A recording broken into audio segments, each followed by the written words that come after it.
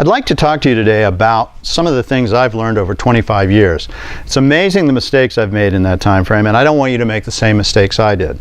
So I'm going to teach you some of the things that I now know to look for to make sure I don't make a mistake.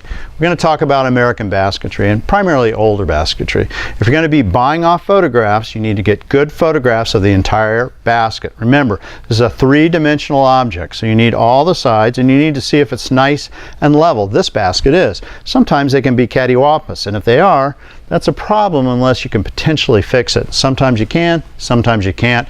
That's another lesson to learn. When you look at a basket like this is from the 1960s. It's Papago or Tohoto O'odham as we call them now. You'll notice something very different between these and this one, and that's color. This basket was a similar color 100 years ago. Oxidation turns the color of these to a darker color, just like this.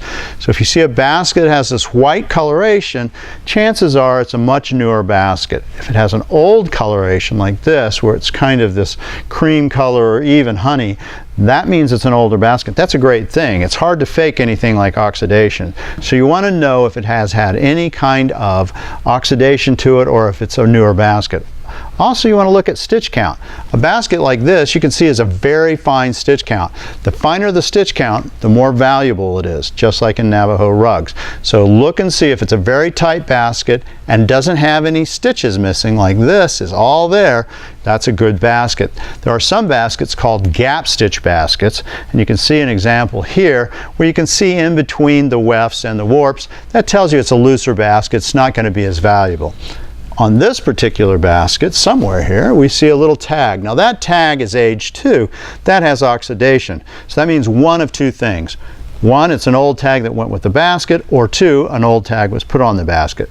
Either of those are possible, but generally when you see an old tag like this, it's going to be right.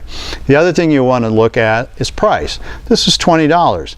So it was probably a basket that was sold at least 75 years ago. Now it's a $2,000 basket.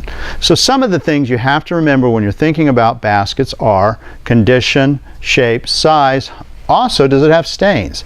A lot of baskets like this can sometimes have blue or black ink in it because people would throw their pens in them. That's hard to get out. So if you see those kind of stains, be concerned. Anytime you see stains of just dirt and soiling, those might be able to come out. But actual stains from things like pen and pencils, not pencils, but pen and ink, that's a problem. So remember, when you're looking at baskets, one of the things you want to look at is condition, coloration, and if you do those two things alone, you're probably going to do better than I did when I first started. Medicine Man Gallery, located for over 26 years in Tucson, Arizona, specializing in antique Native American art, early Western art, including the famed Maynard Dixon, as well as modern art. You can find everything online at medicinemangallery.com. There's over 6,000 objects to select from. Also, the Charles Bloom Murder Mystery Series, written by yours truly, me, Mark Sublette. There's 6 books in this series, and they follow the protagonist Charles Bloom through all the intrigue of the art world set in Santa Fe and the Navajo Nation. These can be found on Audible, ebooks, Amazon, and of course, the gallery at medicinemangallery.com.